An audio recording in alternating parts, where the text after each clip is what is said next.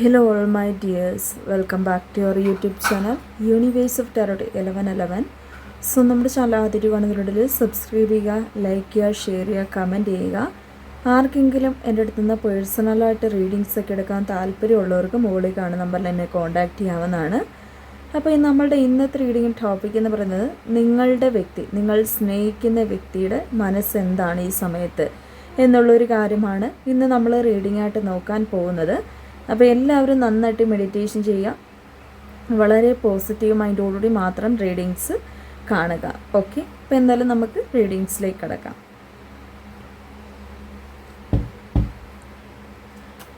Universe please praise, universe please praise,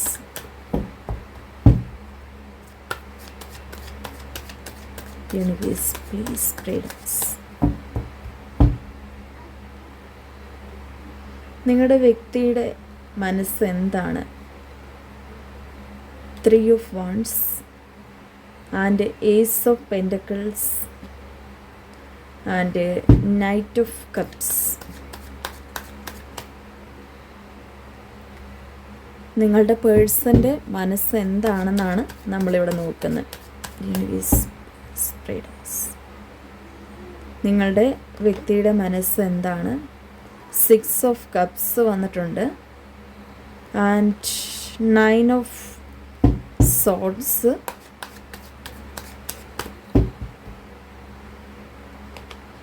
and Temperance and 8 of Swords and 4 of Pentacles and 4 of Cups.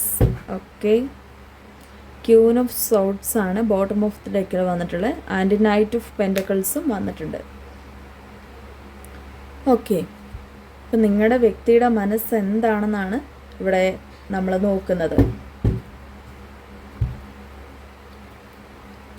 Okay, ഇപ്പോൾ നിങ്ങളുടെ പേഴ്സൻ്റെ മനസ്സ് നോക്കുക നേരത്ത് ഇവിടെ കൂടുതലായിട്ടും വ്യക്തമാകുന്നത് ഒരു നിരാശ അല്ലെങ്കിൽ ആ ഒരു സങ്കടത്തോടുകൂടിയുള്ളൊരു മുഖമാണ് നമുക്കിവിടെ വ്യക്തമാകുന്നത്. ഒരു സങ്കടപരമായിട്ടുള്ളൊരു കാഴ്ചയാണെന്ന് തന്നെ പറയാൻ സാധിക്കും. ഒരു വ്യക്തിയുടെ ഇമോഷൻസിനെ നമുക്ക് ഇവിടെ കൂടുതലായിട്ടും ഈ ഒരു സ്പ്രെഡിൽ കാണാൻ കഴിയുന്നുണ്ട്. ഇമോഷൻസ് എന്ന് വെച്ചാൽ അവരുടെ ആ ഒരു വികാരങ്ങൾ, ആ വികാരങ്ങളെന്ന് വെച്ചാൽ ചിരി അല്ലെങ്കിൽ ആ ഒരു സന്തോഷവും സങ്കടവും അങ്ങനെയുള്ളൊരു വികാരങ്ങൾ. അപ്പം ആ ഒരു വികാരത്തിൽ വരുന്നത് സങ്കടങ്ങളായിട്ടുള്ള ഒരു വികാരങ്ങളാണ് നമുക്ക് ഇവിടെ കൂടുതലായിട്ടും ഇവിടെ കാണാൻ കഴിയുന്ന ഒരു കാര്യമെന്ന് പറയുന്നത്. അപ്പം സങ്കടങ്ങൾ എന്ന് പറയുന്നത് എന്താണെന്ന് നോക്കുമ്പോൾ ഇവർ ഒരുപാട് നിങ്ങളെക്കുറിച്ച് ആലോചിക്കുമ്പോൾ ഒരുപാട് ദുഃഖിതരായിട്ടാണ് ഇവരെ കാണാൻ കഴിയുന്നത്. ഒരുപാട് മനസ്സുകൊണ്ട് അങ്ങ് ഒരു നീറി പുകഞ്ഞു നിൽക്കുന്ന ഒരു അവസ്ഥയാണ് ഇപ്പം ഇവരുടെ ഒരു മനസ്സ് നോക്കുമ്പോൾ കാണാൻ കഴിയുന്നത്. അത് രാത്രിയെന്നില്ല പകലെന്നില്ല, എപ്പോഴും ആ ഒരു ഫീലിങ്സാണ് ഇവരുടെ മനസ്സിൻ്റെ ഉള്ളിലേക്ക് വന്നുകൊണ്ടിരിക്കുന്നത്.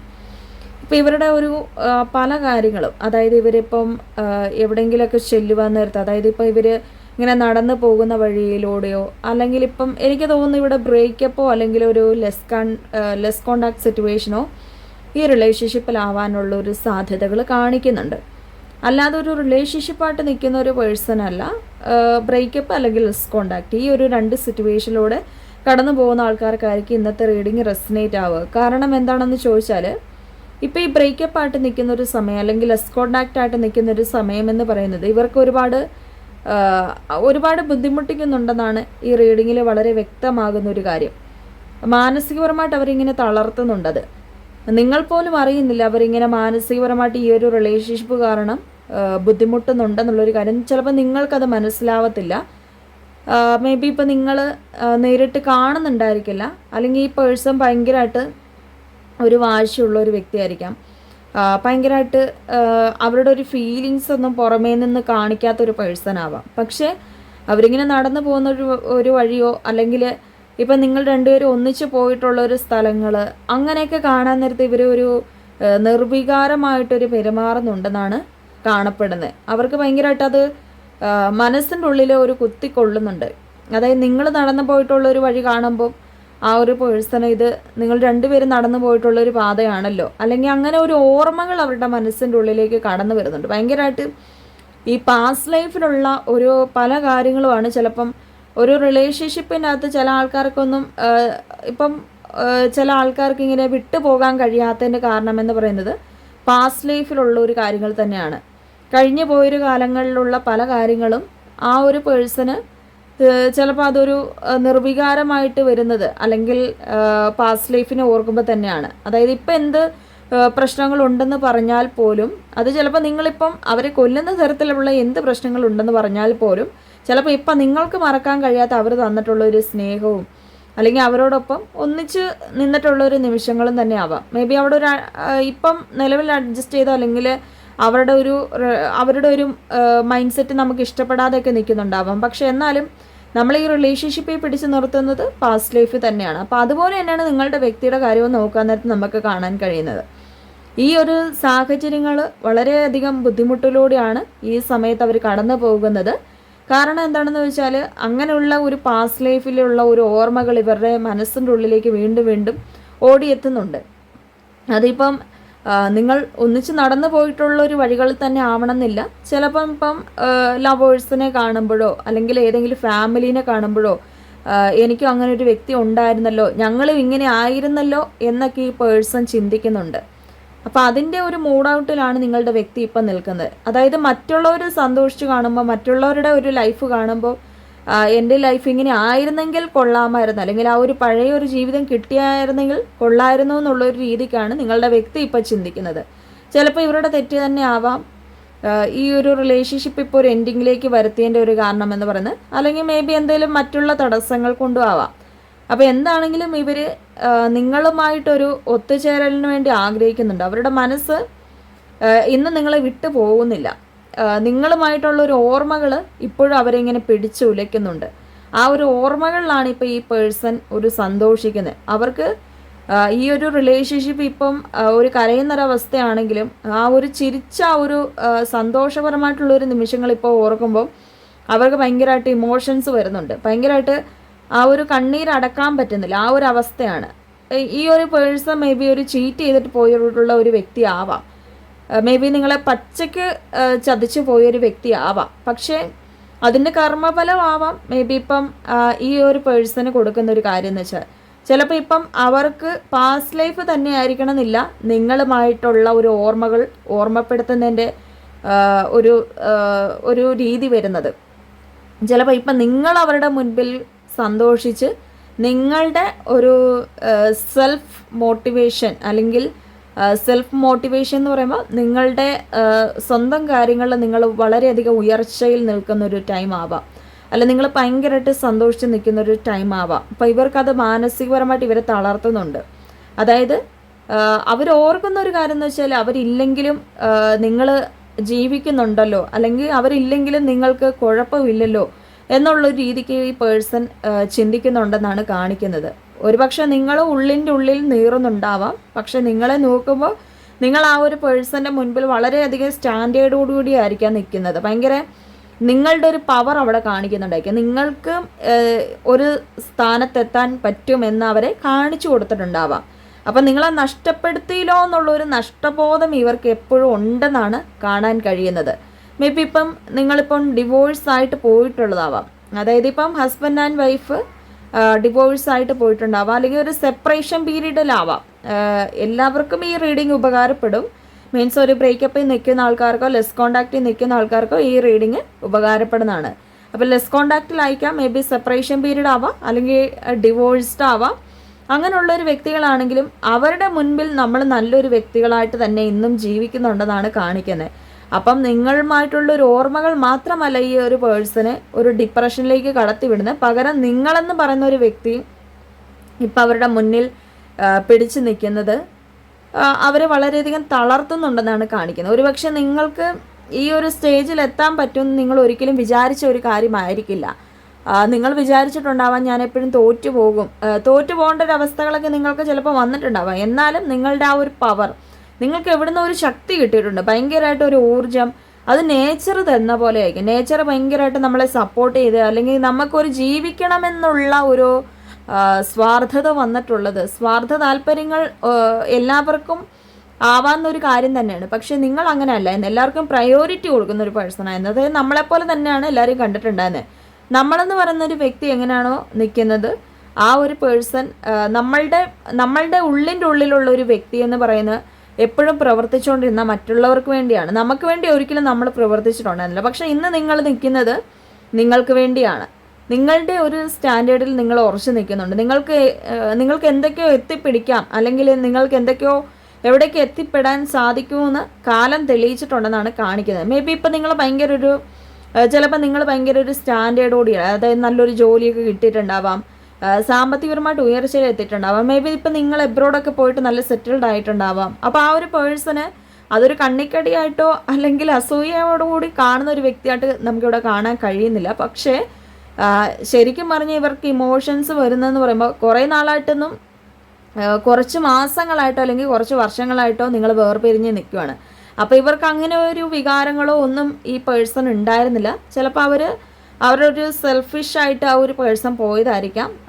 ചിലപ്പോൾ മറ്റുള്ള കാര്യങ്ങളൊക്കെ വന്നപ്പോൾ അതിൻ്റെ അകത്ത് ഇംപ്രസ്ഡ് ആയിട്ട് പോയിട്ടുള്ളൊരു വ്യക്തിയാവാം. അതിനോട് താല്പര്യങ്ങളൊക്കെ തോന്നി മറ്റുള്ള കാര്യങ്ങളിലോട് പോയിട്ടുള്ളൊരു വ്യക്തിയാവാം. പക്ഷേ ഇപ്പോഴാണ് ശരിക്കും ഒരു നഷ്ടബോധം ഈ ഒരു റിലേഷൻഷിപ്പിൽ ഇവർക്ക് വന്നത്. അല്ലാതെ ഇത്രയും നാളും ഉണ്ടായിരുന്നതായിട്ട് കാണിക്കുന്നില്ല.